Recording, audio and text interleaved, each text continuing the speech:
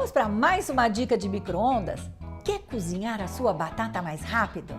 Você deve higienizar as suas batatas e furar com o auxílio de um garfo. Coloque-as na borda do prato e em seguida, 5 minutos de um lado, 5 minutos do outro, você vai tê-las bem cozidas e macias para você fazer um delicioso purê ou então as suas batatas recheadas.